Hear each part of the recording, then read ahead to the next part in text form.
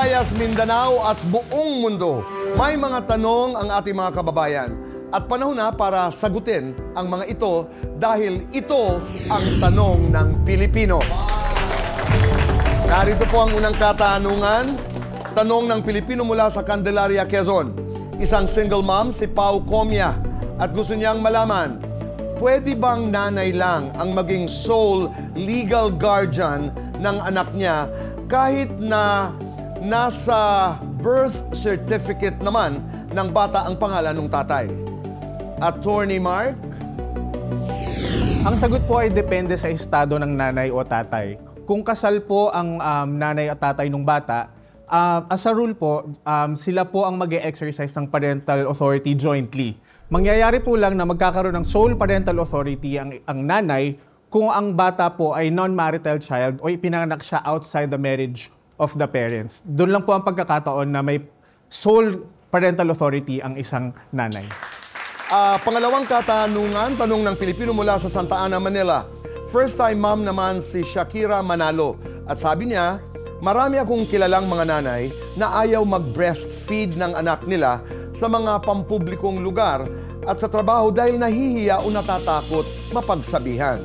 May batas ba na nagpoprotekta sa kanila kung gusto nilang mag-breastfeed sa public o sa kanilang workplace? Attorney Raph? Yes, Tito Boy, meron tayong tinatawag na Expanded Breastfeeding Act. Dito sa batas na to, hinihikayat at minamandato ang mga employers o mga kumpanya na magkaroon ng guidelines para magkaroon ng breastfeeding program ang mga ina. Bukod pa dito, minamandato din na magkaroon sila ng malinis at lugar na specific para sa kanilang breastfeeding program or at tinatawag natin lactation stations. Pero para din pata sa iba, pwede din patunayan at humingi ng exemption ng mga companies kung ayaw nila or hindi nila kaya mag-comply dito sa Breastfeeding Act. Maraming salamat, Attorney. Attorney Raph po yun. Narito naman po ang pangatlong katanungan. Tanong ng Pilipino mula sa Antipolo, Rizal.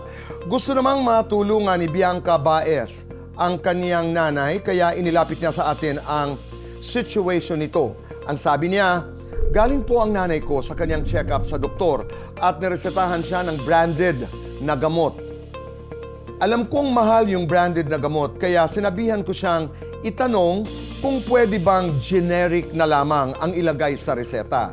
Sabi ng doktor niya, wala raw siyang choice dahil talagang branded ang nire-reseta nila. Tama po ba ito? Paano naman po yung mga walang pambili ng branded tulad ng nanay ko? Attorney Matt? Magandang tanong yan. So, to answer your question, no. Hindi naman nawala silang choice. Actually, under the Universally Accessible, Cheaper and Quality Medicines Act, required yung mga doktor na kapag nagpe-prescribe ng mga ganyan, na isulat yung generic na pangalan ng gamot. So, ang pinagmula naman kasi nito, whether generic ka or branded, same lang naman na epektibo yung gamot dahil dumadaan naman ito sa tests na nag-e-ensure na quality siya at pasok siya. So, yun. So, to answer your question, hindi dapat na branded lang. Dapat ilagay yung generic name. Optional lang kung gusto ng doktor na ilagay yung brand na gusto niya. Maraming salamat po, mga attorney, sa inyong mga kasagutan. Napakalaking tulong po yan sa ating mga kababayan. At kaya naman kung kayo po ay may mga katanungang legal, i-post nyo lamang po sa ating social media pages o di kaya i-video nyo po ang inyong mga sarili na nagtatanong at ito po ay isend sa amin. Dahil ika nga ang tanong ng Pilipino, sagot ng Cayetano in Action with Boy Abunda. Sa bawat tanong, bawat pagpapasya, bawat kaba at bawat saya, isa lang ang kahulugan para sa isang ina. Ang pagmamahal sa kanyang mga anak. Isang nanay ang ating ipagbunyi. Si Mami Sandra Cayetano ang katuwang ni Kompanyero Rene Cayetano sa pagpapalaki kina Ate Pia at Kuya Alan. Siya ang ilaw na naging gabay sa kung ano ang tama at mali. Nagturo ng tapang, talino at malasakit sa puso. Hindi man siya ang nasa podyo ng mga talumpati, ang kanyang mga aral, dasal at pagmamahal ang pundasyon ng paglilingkod ng kanyang mga anak. At sa lahat ng kabutihan at pagbabagong ambag ni na Ate Pia at Kuya Alan sa bansa ay legasiya ng pagmamahal at pag-aaruga ng kanilang mga magulang. Sabi nila, marriage is made in heaven. Lalo po ang pagiging parents. Si tatay at si nanay ay perfect match. Bakit po? Si tatay, si Senator Rene Compañero Cayetano ay napaka-stricto. Disciplinarian. Kailangan pag sinabi, gagawin. Si nanay naman, isang teacher, si Sandra or kung tawagin Sandy Shram Cayetano, ay napakabait naman. Minsan parang ang sabi ni tatay parang kinukonsinte ang mga bata. Pero perfect po yung match eh. I learned many lessons from each of them separately. Actually, nung bata ako, gusto kong maging lawyer katulad ng daddy ko. Gusto kong maging teacher katulad ng nanay ko kasi pareho po silang idol. Ang hirap pumili. As you know, naging lawyer naman po ako. And doon ko nakita yung hard work ng daddy ko, yung sipag niya mag-aral. Alam ko na galing din siya sa mahirap na pamilya, nagsikap, naging successful. So lahat yun, mga naging inspiration sa akin. Yung nanay ko naman, nakita ko yung sobrang alaga niya sa aming magkakapatid. Yung tutok niya sa amin. Pagka literally masugatan ka, masakit yung ulo mo, may problema ka, nandun siya para ibigay niya literally yung time niya sa'yo. So, I tried to be that kind of parent din nung ako naman ang naging magulang. So you know, their combination was perfect sa aming mga magkakapatid. So when we honor one of them, we end up honoring both of them kasi team talaga. I've always said that I consider myself very blessed with the kind of parents God gave me. Ang legacy ng parents ko, well, syempre sa daddy ko being a public figure, his legacy lives on kahit nang wala na siya. He is known as the kumpanyero ng bayan. Kilala siya na tagapagtanggol ng mga naaapi. And in my own life, inspiration namin siya ni Alan, syempre, kasi abogado din kami dalawa. And nakita din namin yung klase ng public service na binigay niya. Sa mami ko naman, ang legacy niya, di man siya sikat na sikat sa lahat ng tao, pero sa pamilya namin, sa lahat ng nakakilala sa kanya, lahat nagsasabing walang kaising loving ng mami ko, walang kaising nurturing at mapag-alaga katulad ng nanay ko. Yan naman ang legacy ng nanay ko. But ngayon, di ko na sasabihin yung edad. We love you, Ma'am. Happy, happy, happy birthday. We honor you. We honor your legacy and the legacy of Dad because yan po ang ginawa ng Panginoon. Diba? God gave you a joint legacy. Sabi nga nila, no? Kung gusto mo makita yung puno, kailangan makita mo po ang bunga. We are who we are, kaming mga anak ng tatay at nanay ko, dahil yan po ang binigay na parent sa amin, si Mami Sandy at si Tatay Rene. So Mom, on your birthday, I wish you all the best. We love you so, so, so much. I pray that you continue to be strong, that you have the passion for your art. Napakagaling na artist ng mami ko. And that kami naman mga anak mo, makapagbigay naman sa'yo ng joy. That we can give you joy, Mom, for the rest of your life. God bless you. We love you. So sa araw na to, na very special sa amin, ever since we were born, di ba? Kasi June, pasukan na eh. Pero bago magpasukan, June 1 muna, birthday ni Mami. So from the bottom of our heart, God bless you, Mom. Happy, happy birthday. We love you so much. Happy birthday po, Mami Sandra! Iba't ibang kababaihan, iba't ibang laban. Ngunit kailan tama ang sumulong, kailan tama na, at dapat nang umurong. Si Nanay Espeng, inirereklamo si Lola Remy, ang hilaw niyang biyanan sa paninira sa kanya at sa kanyang mga anak sa una. Ang depensa ni Aling Remy, nagnakaw naman talaga ang anak ni Espeng at totoong umiinom si Espeng habang nagbubuntis. Sino ang lalaban? Sino ang aatras? Ang kanilang harapan, abangan sa Case to Face to Face to Face. Si Teacher Fe, isang guro, hindi lang sa 4 na sulok ng silid-aralan, inihahanda ang mga bata sa laban ng buhay, maging sa gilid ng kalsada, sa lilim ng puno, sa ilalim ng tulay. Ginagawa niyang magturo, ngunit paano siya tutuloy kung siya mismo ang dinapuan ng kapansanan? Ipagbunyi natin ang teacher sa ilalim ng tulay sa salamat.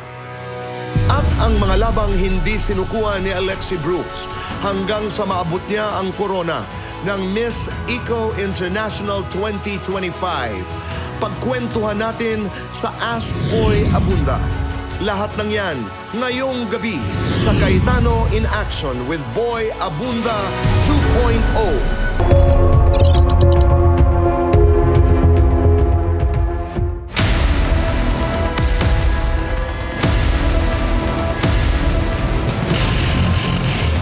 Espeng, ano ang iyong reklamo? Nireklamo ko po yung biyenan ko. Si Nanay Remy ito. Apo. Chinichismis niya po yung anak ko na magnanakaw po. Saan ang gagaling yan? Sa mga kapitbahay po. Chinichismis po niya yung anak ko na magnanakaw po ng pera. Kanino daw nagnanakaw? Sa kapitbahay po. Tinanong mo ba ang iyong mga anak? Ano ang kwento? Tinanong ko po yung anak ko, hindi naman po totoo. Bakit siya sinisiraan? Matagal na po yung ganyan sa akin. Ang una pa lang po pagsasama namin ng anak niya. Anak niyang si Alvin na iyong asawa. May galit ba? Parang hindi niya po tanggap na nag-asawa yung anak niya. Kasi yun lang po yung naaasahan niyang anak. Di ba tumira kayo sa kanya ng isang Apo. taon? Apo. Pero nung kayo nakatira doon sa bahay ni Nanay, okay naman ang relasyon niyo? Okay naman po siya pagkaharap mo, pero pagkatalikod po, kung ano na po sinasabi sa akin eh. Chinichismis niya ako sa kapitbahay na hindi daw ako naghugas ng plato, hindi daw ako naglilinis sa taas nila. Eh, kumikilos naman po ako doon. Pero ang narinig kong kwento, Espeng, ay nung mag-iisang taon daw na kayo tumira doon sa bahay ni Nanay Remy, okay naman daw. Pero nung kayo'y bumukod doon sa isang lugar na malapit sa kanyang bahay, Opo, sa baba. ay nalaman niya na may dalawa ka palang anak doon sa una mong asawa. Opo. At doon siya nagalit. Opo, doon po siya lalong nagalit. Na hindi mo raw sinabi sa kanya na, May anak po na ako meron siya. kang anak. Bakit hindi mo sinabi? Nalaman niya na lang po yun nung nasa baba na po kami nakatira, na kinuha ko na po yung panganay ko. Sabi po kasi ng anak niya, wag ko na daw po sasabihin kasi magagalit lang din daw po yun. Noong kayo nagsasama ni Alvin doon sa bahay ni Nanay Remy, yung isa mong anak ay nasa ama niya, yung isa naman ay nasa tatay mo yata. Opo. Ito yung dalawang anak na sinasabi niyang magnanakaw. Opo, yung panganay ko po, lagi niyang pinag-iinitan yun eh. Anong sinasabi mo sa mga anak mo? Na wag nang lalabas ng bahay, mga kapitbahay, para di sila lagi na chichismis na lagi, wag magnanakaw sila. Kasi doon sa isang kwento, sinasabi naman ni Nanay Remy na meron naman talagang pagkakataon na ginalaw daw ng panganay mo yung pera. Yung una po, nang nangyari na gano'n na pag pinagbintangan siya, binalik naman po yung pera na yon. So kinuha talaga ng anak mo. Kinuha daw po niya, pero sinabi ko po, nasan po yung galing yung pera mo? Sabi niya, dun daw sa kapitbahay. Kaya sabi ko, ibalik niya yan, hindi yan sa inyo. Binalik po nila yon, yung unang na yun, pero pangalawa po nangyari na naman. Okay, so Espeng, posible na gumagalaw nga ang iyong panganay ng mga bagay-bagay katulad noon. Hindi kaya posible na may bahid ng katotohanan yung sinasabi ni Nanay Remy? Wala naman po, kasi hindi naman po gagawa ng yung anak ko. Nasasaktan ka pag tinatawag na magnanakaw ang iyong Opo. anak. Alam ko nagpang-abot na kayo, nagkaroon na kayo ng confrontation Opo, ni Nanay. kundi lang po kami nawat nung yung asawa nung anak niya. Kakasalitaan na po kami di maganda. Nagpunta ka na ng barangay. Opo, nireklamo ko po yan.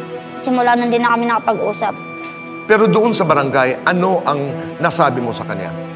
Nireklamo ko lang siya na gawa na sa chinichismis niya sa mga anak ko, pati sa akin. Lagi daw ako nag-iinom, tapos pinababayaan ko daw yung mga anak ko. Hindi po totoo yun. Inaalagaan mo ang iyong mga anak? Naalagaan ko po yung mga anak ko. Totoo ba na mas minamahal mo raw yung mga dati mong anak doon sa iyong dating karelasyon kaysa sa doon sa iyong anak, sa kanyang apo? Hindi po totoo. Buntis ka raw at patuloy kang umiinom. Opo, inamin ko po umiinom ako. Kahit buntis po ako. Pero Anong hindi iniinom mo? Ano lang, yung Red Doors po. Pero alam mo ba, masama yan sa katawan. Pero hindi naman po yung lang, tikim-tikim lang, ganyan. Yung lang, siguro 2 baso lang po, ganyan, kalate. Kasi alam ko po may dinadala po ako. Napakasakit para sa isang ina ang matawag ang anak na magnanakaw. Ano ang nais mong maintindihan ni Nanay Remy tungkol sa iyong anak? Bilang isang ina, magsalita ka. Dapat kung may galit siya sa anak ko, sa akin yung sabihin. Hindi yung ikakalat niya pa sa ibang tao. Kapal naman ang mukha mo. Siyempre masakit po sa akin yun kasi sa ibang tao po malalaman na ginaganyan niya po kami. Sana tigilan niya na yung pagchichismis sa amin na kahit hindi naman totoo. Kung hindi niya po kami titigilan sa paninira niya sa amin ng anak ko, didemanda ko na lang po siya. Pero ngayon sa iyong puso at isipan, ano ang gusto mong mangyari? Gusto ko po magkaayos kami. Pamilya ko pa rin po siya kasi yung asawa ko, nanay po siya. Pero kung hindi siya papayag, magdidemanda na lang Anong po. sinasabi ni Alvin tungkol dito? Kaya hindi naman po siya kumakampi. Pinapaiwas na lang po niya ako. Sinasabi po niya na manahimik na lang po kami sa bahay. Espeng, mamaya ay makakausap natin si Kuya Alan.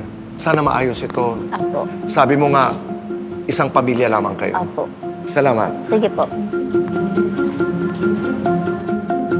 Tito Boy, hindi naman daw po sinisiraan ni Nanay Remedios yung mga anak po ni Tespeng. Concerned lang daw po siya na kasi para sa kanya, syempre, yung mga nakikita na ginagawa ng mga anak, kasiraan ng buong pamilya po nila. Ang pinag-ugatan daw talaga ng hindi nila pagkakaunawaan nito si Ate Espeng po, yung naglihim sila. Bilang nanay din po si Nanay Remedios, binavalue niya rin po yung honesty nung anak niya sa kanya. Diniin ko talaga ni Nanay na parang bata pa yung anak ko, nangako siya sa akin na hindi muna siya agad mag-aasawa. And yet, here we are, bigla na lang na may ibinahay na siya. Meron pang anak sa iba. So doon po talaga nagugat yung sama ng loob. At binata ang anak ko. Yun po. Tingnan natin kung ano naman ang kabilang panig ng kwentong ito. At maraming salamat, Rika at Aya. At ako'y tutuloy na dito. Magandang gabi, Nanay Remy. Kumusta ho kayo? Okay lang po. Narinig niyo po lahat yung salaysay ni Espeng? Narinig ko po. Ang kapal nga po ng mukha niya kung bakit dinaladala niya pa ako dito na wala naman akong malaking kasalanan sa kanila. Ang inaano ko lang po sa kanya, nung unang dalhin siya sa bahay ng anak ko, wala silang pinagpapat sa akin na mag-asawa na sila. Pangalawa po, hindi ko alam na siya may anak. Tapos ang pangatlo po, yung pinagbibintangan niya ako, ang pinagbibintangan ko yung anak niya nagnanakaw. Ang sa akin lang po, concern lang po ako dahil kahihiyan po ng buong pamilya namin yun. Kumbaga sa akin, kahit anak niya na yun sa unang asawa niya, tinuturing ko na din pong apo. Tapos ngayon, pakulang-kulang pa rin po ang kinikita ng kanyang asawa. Minsan po nga, kahit po kami magkagalit niyan, magbibigay pa din po ako ng kaunting sa apo ko para lang may kaunting tulong ko sa kanila. Kaya nga po kahit ako'y ganito nakatanda, naghahanap buhay pa rin po ako kahit papaano dahil po yung dati kong negosyo nalustay po dahil po sa kanila. Tapos po pagka nagsusumbong naman po ako sa anak ko, ang sinasabi na lang po ng anak ko, "Ma, hindi ako makikialam niyan, ayusin ninyo yan." Nang iniintindi ko paghahanap buhay. Sinasabi ko naman po sa anak ko, pagsabihan mo naman yung asawa mo na tumigil ng pag-iinom, lalo pa kakot nagbubuntis. Isa pa po, nangyari dyan sa sobrang kalasingan, nagbibikti po yan. Nagtali po yan sa liig. Adi kahit po ako'y galit na galit sa kanya, ang ginawa ko po, nung tinawag po ako ng anak niyang panganay, tumakbo ako papunta sa bahay nila, kinalasan ko yung tali ng liig niya sa liig. Huwag lang po siyang matuloy magbikti. Kung hindi pa ako concerned sa kanya, ba't ko po gagawin yun? Di dapat po sana, pinabayaan ko na sana. Hindi po naman ako ganun kasamang-biyanan. Ang sa akin lang po, magkasundo kami. May tanong lamang po ako, ano ho yung inyong negosyo na nawala? Dati po, nagtitinda-tinda ako sa labas ng mga fishball, quick-quick, tapos yung Paris. Yun po, biglang naglaho yun po dahil sa pag-aalalay ko sa kanila nung time na yun. Okay. Anong trabaho niyo po ngayon? Ayun po, nagpapakatulong na lang po ako sa isang karinderya. Nagtitindera na lang po ako. Anong trabaho po ni Alvin ngayon? Sa construction ng Pabian. Balikan ko lamang po yung unang sinabi niyo po na dinala ni Alvin si Espeng sa inyong bahay at hindi mo alam na asawa na pala. Nagalit ka ba kay Alvin? Dahil si Alvin ang hindi nagsabi ng totoo. Parang parehas po ako nagalit sa kanila. Sa kanila. Kasi po, nung time po, tinanong ko po itong babae, sabi ko po sa kanya, mag-asawa na ba kayo ni Alvin? Magkasama na ba kayo ni Alvin? O baka naman ka, kung may magalit kay Alvin, pagdating ng oras, madimanda naman si Alvin. Ang sabi po naman niya, wala. Tapos po, tinanong ko nung time na yun, dalaga ka ba? Sabi po naman niya, oo. Kaya pa, sobrang galit ko sa kanya, nitong huli na, malaman lamang ko, may nadalawa naman siyang anak. tatanggapin ko na rin kasi nasa kanya naman yung anak niya, hindi naman nila pinababayaan. Ang kaso nga lang po, pinagbibintangan niya na ako na ako'y naiinggit dun sa 2 bata. Pero hindi naman pa ako naiinggit eh. Kasi marunong naman po ako maghanap buhay.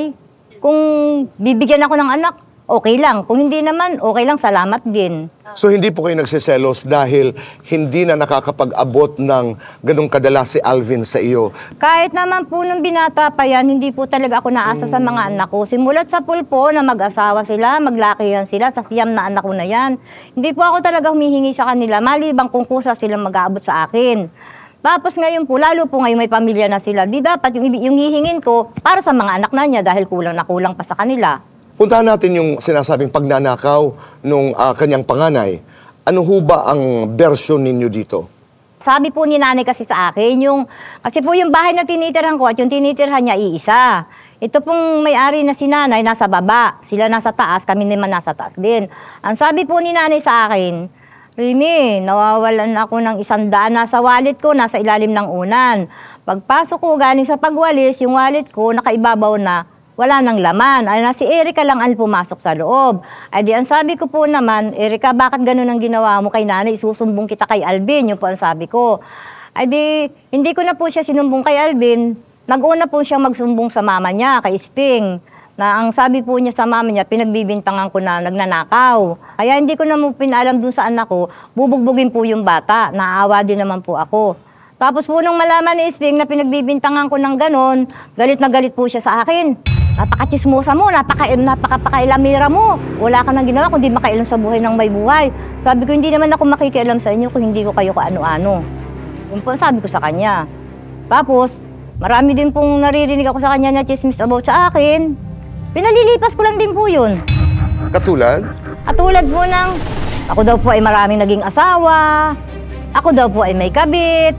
Ay sa totoo lang po, sa totoong buhay po, ngayon wala po talaga akong asawa at wala akong kabit. Ang inatuto ko po sa paghahanap buhay ko, kasi po may inabuhay pa akong isang batang ganyang kalaki na 6 na taon na iniwan naman ng nanay at tatay. Doon ako nakatutok sa bata. Muntik na po kami talagang magsabunutan niya dahil sa mga kwento-kwento. Ang sabi niya, kung narinig niyo po, ay sana'y diretsahan. Sabihin niyo po sa akin para hindi na lumabas. Wala naman pong problema yun kung hihingi siya ng pasensya sa akin, maglalabasan kami ng sama ng loob. Basta okay na lang po, magbago na lang po yung mga ugali ng bawat isa. Kasi naman po ako bilang isang magulang, alam ko naman po ang tama at mali. Gaya nga, nanay na siya, dapat alam na niya ang dapat niyang gawin. Maghingi siya ng pasensya sa akin, hihingi din ako ng pasensya sa kanya. Basta magkalabasan lang kami ng dapat naming ilabas sa sama ng loob namin dalawa. Okay. Aming intensyon ay sa dulo ng lahat ng ito ay mabigyan ng linaw, ng kaayusan, para tahimik din ang ating mundo. Sige pa. Maraming salamat. Sige pa. Ayan, narinig na natin, di ba? Well, sabi naman po ni Ate Esperanza na willing naman din daw po siya dun sa kung anong gustong mangyari ni Nanay Remedios. Pero para po talaga sa kanya, sinisiraan daw po talaga siya na yun din daw po yung kinakasama ng loob niya. Kasi ganun po sinasabi ng mga kapitbahay nila na yung biyanan mo, sinismismis na naman tungkol sa'yo. So, hindi po maramdaman ngayon ni Ate Esping yung concern daw na sinasabi ni Nanay. Pareho ko naririnig na sana'y kung magkadiretsa. Sabi nga ni Nanay Remy, bukas naman ako. Siya rin naman. Opo, bukas din naman siya. Basta mapag-usapan lamang namin. Opo. Para may resolution na bagay, ihinto natin ang mali. Opo. Para tahimik ang buhay natin. Opo. So maraming salamat sa inyong dalawa. Huwag po kayong aalis dahil magbabalik pa po ang Kaitanen Action with Boy. Magandang araw sa iyo. Magandang araw po. Remy, magandang araw. Magandang araw Opo lang kayo. po yan. Pag nagkasundo kayo ng biyenan mo at gumanda buhay nyo ni Alvin, masaya ba o malungkot yung kapitbahay niyo? Masaya po. Oh. Pagka nagkahiwalay kayo, Magiging masaya po. oh. Hindi, ang punto ko, unless yung kapitbahay nyo na yon ay para mong kapatid o para mong nanay, hindi natin dapat pinapakinggan kasi meron talagang pakialam ang pamilya sa buhay ng bawat isa. Alam mo yung parang yung isa kong best friend nung nagka-problema sila ng tatay niya. Sabi ko sa kanya, alam mo, Brad, ako, dahil wala na sa mundong to yung tatay ko, mas gusto kong nandito siya na nagkakasagutan kami, kaso sa wala na siya dito. So kahit yung nagkakasagutan, blessing yun. Yung may biyanang ka na nakikialam na ano. But syempre, alam mo din naman, Ate Remy, na may hangganan din yung kakayanin ng isang tao, di ba? But yun ang una kong gusto i-establish, di ba? Dalawa lang yung kapitbahay, nakakatulong o hindi. Pag hindi nakakatulong, so like ikaw, Espeng, di ba, dumating daw sa point na nadidepress ka rin. Opo. Naiinis ka rin. At Opo. parang may gusto ka nang gawin sa sarili mo. Opo. Okay. So ang tanong ko, kung iisipin mo na lang, walang alam yung mga kapitbahay ko, walang pakialam, mas magkakaroon ka ba ng peace of heart and mind? So hindi ko sinasabi na tama o mali na si Remy ay kausapin yung iba. Ang point ko lang, kung lumipat ka ng bahay, tapos yung kapitbahay, ganun pa rin sasabihin. In reality, limited ang pakialam nila sa buhay niyo. Di ba? So yun ang isang i-establish natin na hanggat nakikinig tayo sa mga taong hindi naman dapat makialam sa buhay natin, magkakaroon tayo ng problema. Okay. Pupunta ako sa next. Ate Remy, sabi mo, hindi mo matanggap. Okay.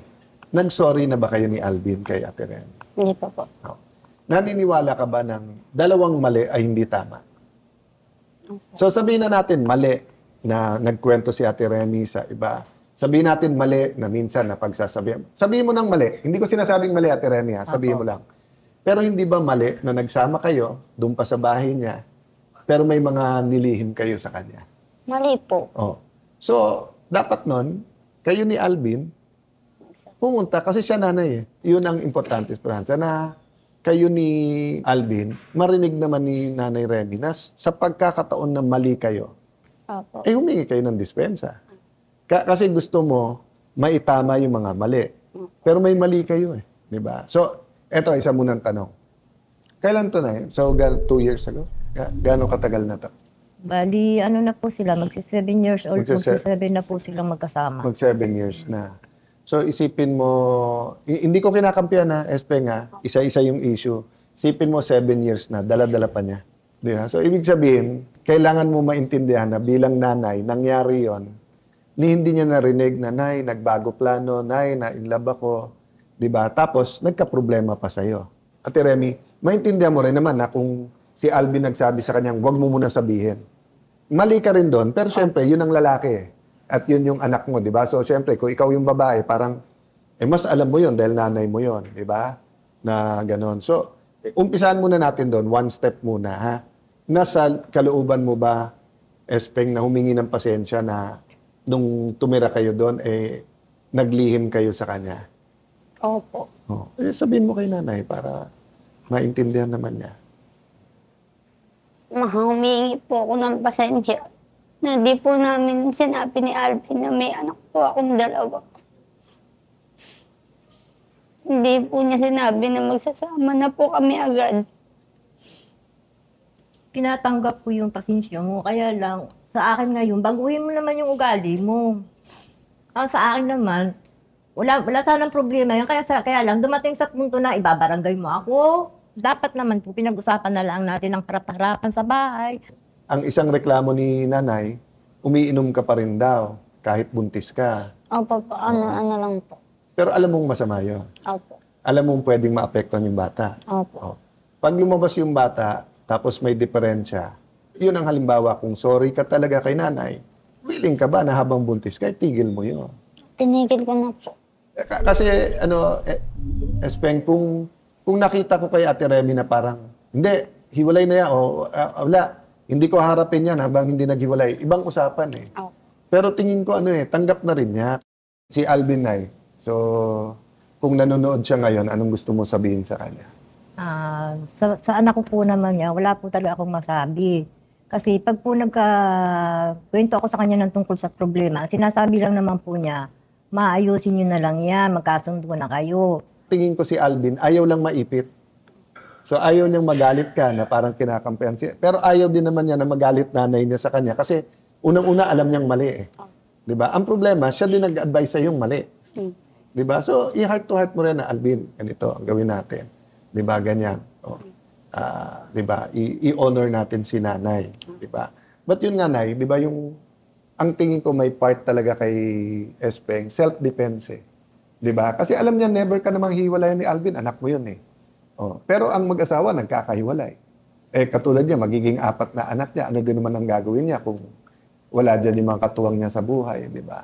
Sige, so kayo muna mag-usap ni Alvin, pero ako, advisean mo rin siya ng tama na yung pala 7 years dala-dala ni nanay 'yon, 'di ba? Humingi na rin tayo ng patawad na magkasama. Diba? Sige, after this, mag-usap kayo ni Larry para dun sa tindahan. Diba? Tapos, basta't na itutulong kami. May pwesto ka naman doon. Opo, sa labas. Anong iniisip mo mag-ibenta-benta? Gusto ko magtinda ng mga burger. Yung mga fishball, yung palamig. Sige. Kami yung una mong customer. Ako nang hihingi ng pasensya sa'yo na wala na tayong samaan ng loob pag-uwi ng bahay. Isa pa, yung mga anak mo, huwag mong ilalayo sa akin. Dito ka na. Sige, kunin ko yung upuan mo. Sige. Tama yung ginawa ni Nay para yung ilalayo expectation. sa akin yung mga anak mo. At saka isa pa, tigil-tigilan mo na yung kaiinom mo, lalo at buntis kayo. Ayun, ako, huwag may kakasama ng loob ko yung pakikialam kong bianan kasi inaano ko lang naman yung mga bata, lalo na ikaw, manganganak ka.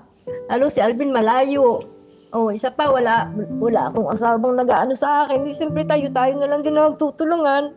Huwag yung mamasamahin yung pag-ano bilang isang biyanan ninyo. Kaya niya pag-uwi natin ng bahay, kailangan magkasundo-sundo na tayo. Kung yung man chinichismis kita kay nanay, tinuturing naman natin nanay yun. Hindi naman masama yun dahil kinukwento rin din naman nila yung tungkol dun sa mga anak mo. Huwag mo naman masamain yun. Dahil inadispensa ko lang naman yung bata. Hindi naman talaga chismis yun eh. At saka isa lang naman yung pinagsabihan ko na yun. Tsaka alam mo naman yun. Yun yung may-ari ng bahay na tinitira natin. Napakahirap ng ganitong buhay natin. Nag-iiwasan. Para tayo mga ibang tao. Sorry po. Wala nang problema yun. Sorry po sa lahat ng gawa ko. Iwanan na muna namin kayo, ha? Para makapag-usap din kayong dalawa. Tapos pag samahan kayo ni Larry, ha? Sige. Pwede akong magbabay sa inyo bago umano, ha? Sige po. Sige po. Salamat, Kuya. Thank you po. Thank you po. Thank you. Sige po. Maraming salamat po sa abala. Hindi po abala. Hindi abala. Pag may isang pamilya lang tayo natulungan, isang henerasyon yan, ha? Matapos ang kanilang harapan sa Cayetano in Action with Boy Abunda, ipinag-grocery ng programa sina Espeng at Nanay Remy para sa mga kailangan nila sa kanya-kanya nilang mga tahanan. Marami po akong natutunan bilang pagpayo niya sa amin na pagkasunduin po kami magbianan bilang alang-alang lang sa aming mga bata, sa kanila. Tapos po, marami po kaming natutunang magandang asal. Si Espeng, binigyan ng food cart na maaari niyang gamitin sa pagtitinda ng street foods tulad ng fishball, kikiam at kwek-kwek. Samantala, bagamat may handog pang negosyo sa kanya ang programa, pinag-iisipan pa ito ni Nanay Remy dahil hindi pa niya maiwan ang kanyang kasalukuyang trabaho. Salamat Kuya Alan sa binigay mong negosyo sa amin. Maraming salamat. Ganun din po ako. Maraming salamat po, Kuya Alan, sa natutunan namin magandang asal sa inyo at sa binibigay niyong kaunting tulong sa amin. Maraming salamat po. Sa pasasalamat nila sa programa, bitbit nila ang pag-asang unti-unting maisasaayos ang kanilang samahan sa tamang panahon, sa tamang pagkakataon. Totoo ba to? Guys, tingnan nyo Oo naman, siyempre, Diyos ko ba? 19 million senior high school students functionally illiterate. Ay, grabe! Diyos ko, grabe naman to. Imagine, paano ba yan? Graduate ng high school na hindi ka man lang nakakaintindi ng binabasa mo. Grabe! Jabo, ikaw ba? Kailan ka natutong magbasa at magsulat? Sus, hindi ako katalinuhan pero grade 3, baka grade 1 pa nga, marunong ako magbasa eh. Oo. Ikaw na. Teka! Naiintindihan mo ba kung ano na naman yung pinagbabasa mo? Oo naman, no? Ano ka ba? Nung grade school parang kami, may subject kami na reading comprehension. Naalala ko yun, baka siguro I think mga grade 5 or grade 6. Okay, sige. Ganon, di ba? Sa totoo lang, bothered talaga ako sa balita na to. Talagang kailangan ng major tutoring ng kabataan. Tama. Uy, tama ka dyan. Real talk lang. At dyan naman ako bilib sa pasasalamatan ni Kuya Alan ngayon. Talaga? Kasi mahigit 20 years na siyang teacher, kinder at grade 1. At pagkalabas ng eskwelahan tuwing Sabado at Linggo, nagtuturo din siya sa mga bata sa kalsada, Ay, ang galing sa naman ilalim niya. ng tulay, Ay, sa grabe si bangketa, teacher. bago pa magpandemya. Oh, ang galing niya. Bakit bago mag-pandemic lang? Ano yun? Tinigil na niya ngayon? 2023 kasi, na-stroke siya. So, although naman naka-recover na siya, pero hindi niya yung masasabi na fully recovered na. So, ngayon, parang around 10 kids na lang yung natuturuan niya. Pero noon, biruin niyo yun, 100 street children. Grabe! Natuturuan niyang magbasa at magsulat kada weekend. Uy! Mahirap yun, ha? Kuya Alan, baka pwede nyo naman ipakilala na po sa amin ang pasasalamatan natin ngayon. Yes.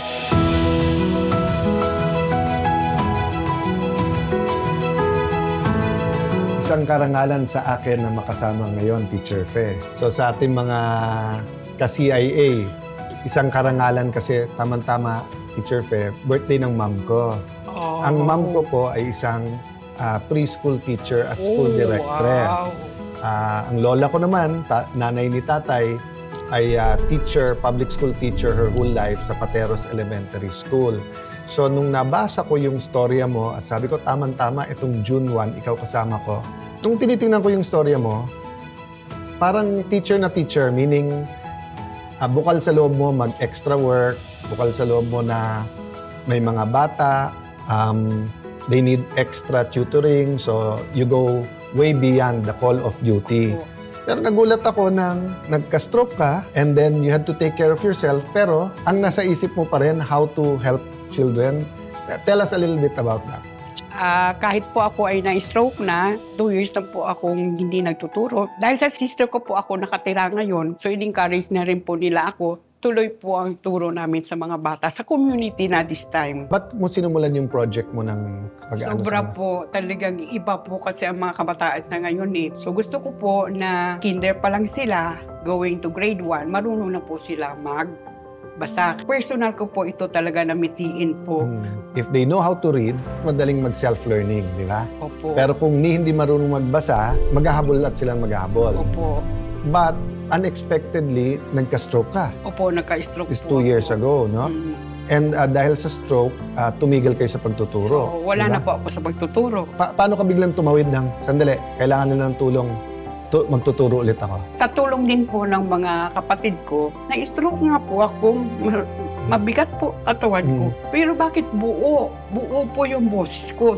So doon ko po nakita na may mission pa rin po ako. An absolutely beautiful way of looking at how to serve God, how to serve others.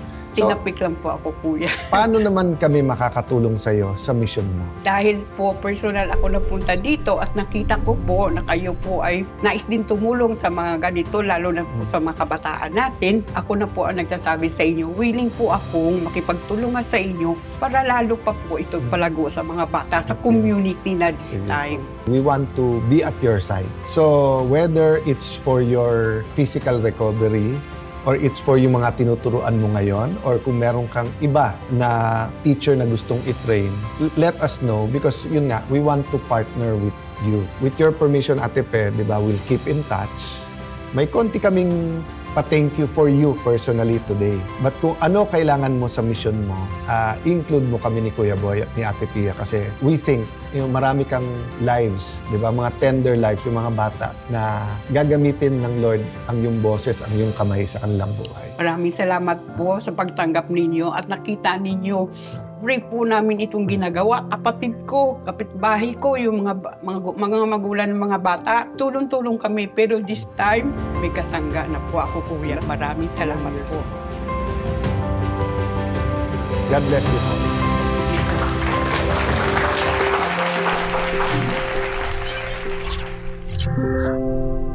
Cayetano in Action with Boy Abunda would like to thank Siomai King, ang hari ng siomai. JC Organic Barley, live healthy, choose good life. And Seimada from La Luna Cafe. Come home to a delicious tradition. We're located at 103 ML Quezon Avenue, Hagonoy, Taguig. 7. Visit at B6, Bonifacio High Street, BGC, Taguig. Kami nagbabalik po dito sa Kaitanin Action with Boy Abunda at sobrang kasiyahan po sa aking puso dahil para sa bisita ho natin ngayong gabi ang Miss Eco International 2025, Miss Alexi Brooks. Hi. Alexi, hi. Hi po. Kumusta?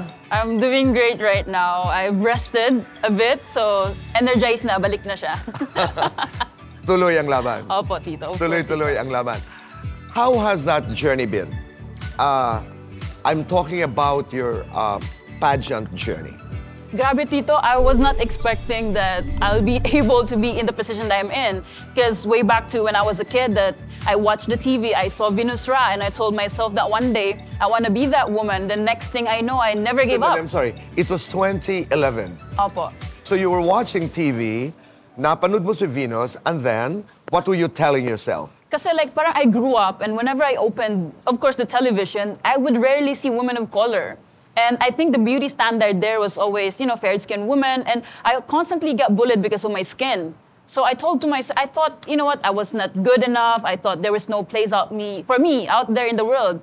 And then one time, of course, I opened the TV, I was watching, everyone was screaming while they were watching, and then the very first thing I noticed was her skin tone. The next thing I noticed was people cheering for her. And I said, okay, we have the skin tone, but why is it that people is discriminating me, meanwhile she's getting the opposite? And then I realized that she's doing something far greater and something good. And I said that I want to do that one day. I grew up and I don't know what I want, but I know for sure that I want to be out of service for people. And ever since that day, I told myself that one day I will be Miss Universe. Even I posted on, even way back when Pia Wurtzbach joined and she won, I posted on my Facebook account that magiging Miss Universe din ako one day, something ganon. And then when I was joining Miss Universe Philippines, parang nag-pop out siya sa parang history or something, parang yearly na nag-check, and it was like 5 years ago, something like that. So nakakagulat that when I joined Miss Iloilo, I won, and of course I joined because I wanted to make my grandma proud. And then when I got into the Miss Universe Philippines, I was not expecting na, I would perform somehow. I was not expecting the amount of people who was supporting me, who was loving me because of my story, because of my grandma and everything that I am. Na parang before I thought I was no good. I thought I was just an athlete, or maybe my complexion is, parang hindrance to success. And the next thing I know, I got crowned for Miss Eco International as representative of the Philippines. And I was joining Miss Eco. Literally, I think that was, I could say, the most relaxed pageant that I've joined. It's because I've learned so much during my journey in the pageant world na parang, I realized redirection talaga. And then I had a mentor, Sir Tom, he was from Boracay. And then he said, everything is a matter of divine timing. If things will work out for you, if things is for you, no matter what you do, it's gonna happen. So I had a talk with you, and then I was joining Miss Eco, and then I told myself that regardless of what I do, the outcome is already written sometimes. So right. I just enjoy it. I sacrificed a lot. I spent so much. So if hindi ko pa siya enjoy, edi parang did I actually win? So I let it go. I let go of everything, of the negativity, of the what ifs, of whatever that might happen, and I focus more on building relationship with these girls. And the next thing I know, when it was just me and Indonesia holding each other's hand, the only thing in my mind was kahit sino na. So I think it was the act of letting go that maybe helped me win. Because I was joining Miss Universe Philippines, parang gusto ko ako na. Akin to, I want to get this. Medyo gigil. For Miss Eco, I let go. And next thing I know, I cried kasi I was not expecting that I was actually gonna win. Okay, what a journey. Diba? Pero umpisa natin doon sa kabataan because ang narinig ko, people were telling you who you were. Maitim ka, you were bullied, you have a different skin tone, you're no good. Saan ang gagaling yun? Oh, I barely really talk about my childhood. I think it's because it was really traumatizing for me. Oh. I constantly, at least every single day, I got bullied because of my skin, because of, the family background and so on. I didn't have my mom growing up, so I didn't have my parents. Were you called pangit? Often, maitim, pangit, or like matangkad or something. May term sa atin, yung parang... kapre, something like yun, that. Parang ganon. Opo. But I think those were okay for me, except that whenever they bully me something that has to do with family or skin, that hurts me the most because it's something that I can't change. I mean, what can I do? Right. Yun na ako. I'm asking you, and I wanted you to talk about it a bit because maraming mga bata ngayon ang nagmamasid sa ating pag-uusap at pinagdadaanan ito. Lalo na pag bata ka, siyempre vulnerable ka. Kung anong sinasabi sa'yo sa labas, kung ano yung ingay na naririnig mo. Kahit minsan, pinagdaanan ko rin yun, nagtatapang-tapangan tayo, pero naaapektuhan ka. Opo. And I wanna move on to yung effect nung napanood mo si Venus, that sometimes it takes that moment for one to realize, hey, this is going to stop. And that's what happened to you.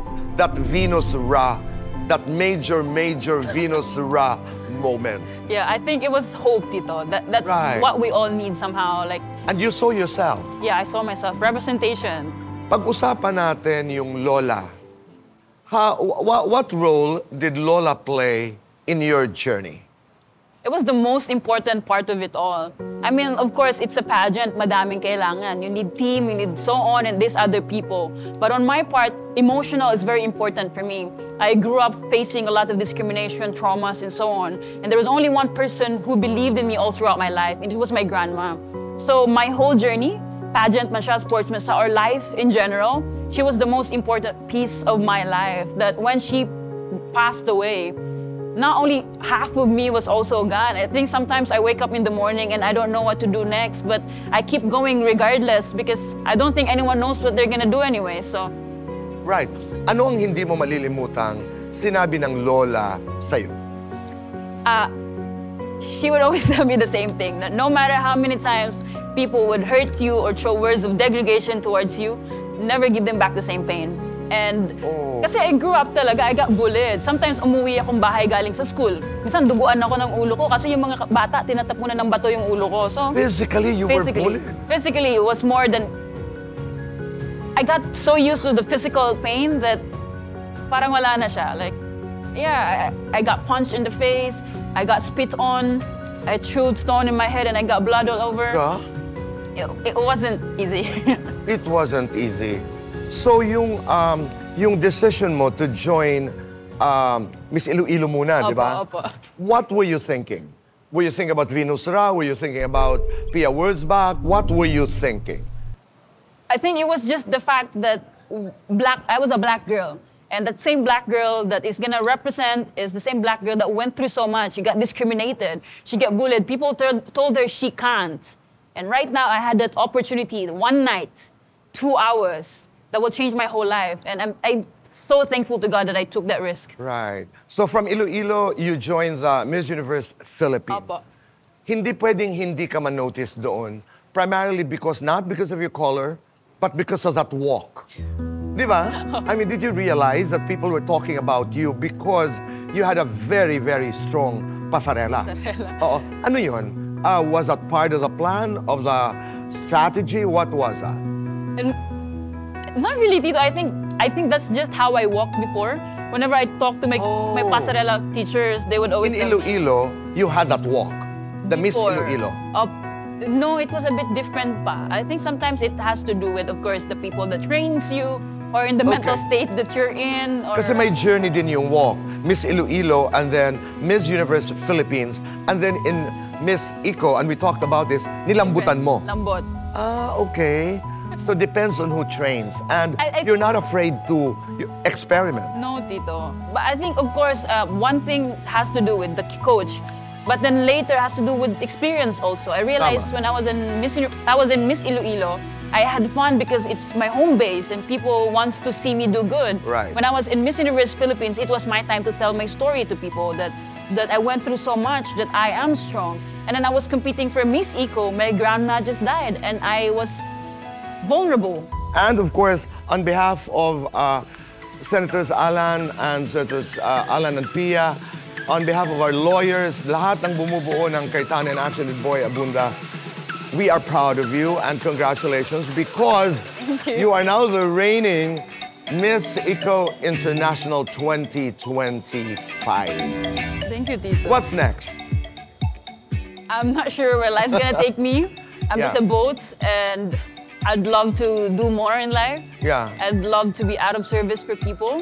And as my grandma would always tell me, be nice and give back to those people who helped you. So I want to give back to everyone, to those little kids who've been cheering on me, to those old people who's been praying for my success. This is where I want to devote my life into. At saka continue to tell your story. Opo. Because by doing so, you continue to inspire so many people. Maraming salamat. But sa lahat ng ating pinag-usapan, napapabayaan mo ba ang iyong puso?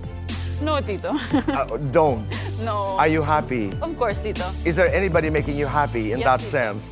I'm really glad. I'm not gonna ask you. How long have you been together? Almost a year. Oh! Taga doon? Here?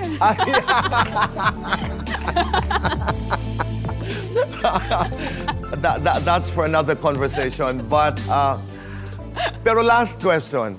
Sa ngayon, gaano kahalaga ang love life? How important is this person, is this man, to your concept of happiness? I'll rechange the man. I'm sorry?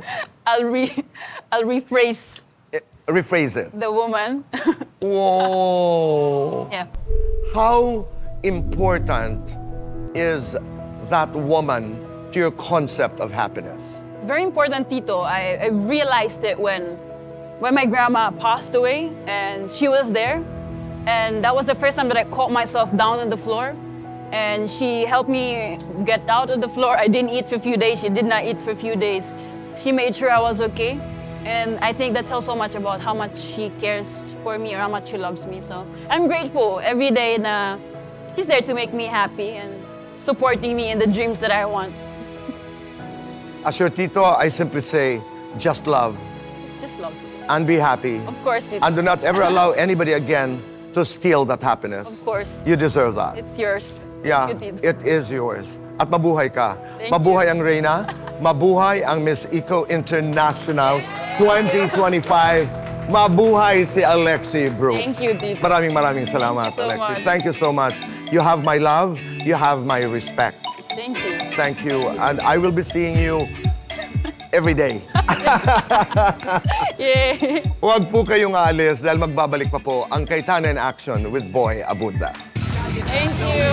Oras na para mamigay tayo ng papremyo! Alan Peter B! Alan Peter B!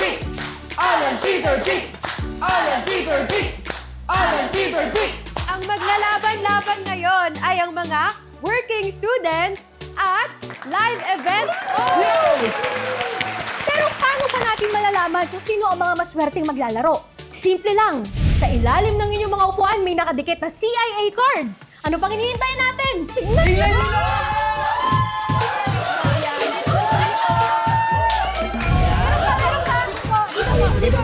Dito, there's no well or wrong kasi pag natalo ko kayo, meron kayong 3,000 pesos. Pag natalo niyo naman ako, meron naman kayong 5,000 pesos.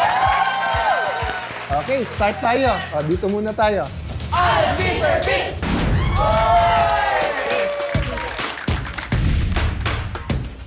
Ready?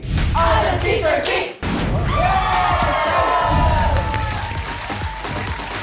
Alan Peter B! 5,000 pesos. Alan Peter B! And Alan Peter B! Alan Peter B!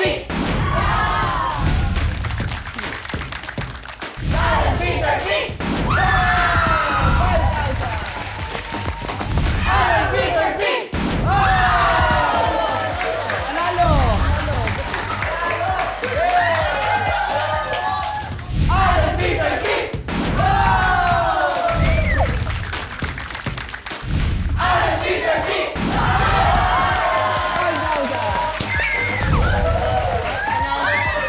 Panalo o talo, pareho yung oo nyo eh. Alan Peter B!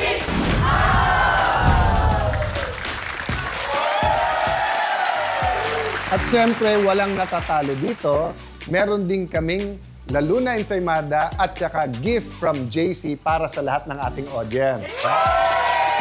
At yung takeaway, meron supot na takeaway, pero meron din insights or pauwi sa inyo ng mga thoughts tungkol sa ating episode today, no? Pag painful or hurt ka, andaling sabihin, sana nag-usap. Maliit pa lang yung problema. Pag-usapan na, pero sabihin talaga yung nararamdaman mo. At pag ikaw naman ang sinabihan, huwag mong maliitin. Maaring yung baliwala sa'yo ay pinaka-importante sa kanya sa buong mundo. Marami sa problema ng pamilya sa ating bansa, nagsisimula sa maliit, dumadami. Ang takeaway ko sa kwento ng magbiyanan na ito ay ilaban natin ang tama. Katulad na lamang ng kwento ni Alexi Brooks. Bullied when she was very young. Umuuwing duguan, verbally abused by friends. Pero ako yung leksyon, lumaban, sinaktan, nagpatawad. This will stay in my mind for a long, long time.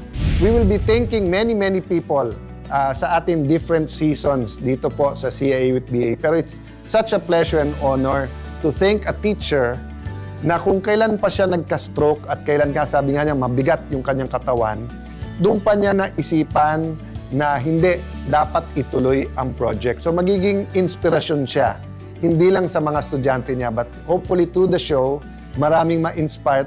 So let me encourage you po. Kung ano pa ang talent na meron tayo, despite lahat ng challenges sa buhay, sinasabi ng Panginoon, may mission pa tayo. And hopefully, CIA and BA can help and be part of that mission. So to our father, the late Senator Rene Compañero Cayetano, siyempre po sa aking ina na nagse-celebrate ng birthday, ulitin ko lang yung parating sinasabi po ni Senator Rene Compañero Cayetano. Huwag magpapi, alamin ang batas. At idadagdag ko po, kung may legal na kaalaman, mas mailalaban ang ating karapatan. Katulad ng sinasabi ko po tuwing nagtatapos ang ating palabas, doon ho lamang tayo sa tama, pati sa laban, dahil sa batas, wala po tayong nawala. Maraming salamat po. Ako po si Boy Abunda. At magkita-kita po tayo muli next week dito lamang sa Cayetano in Action with Boy Abunda.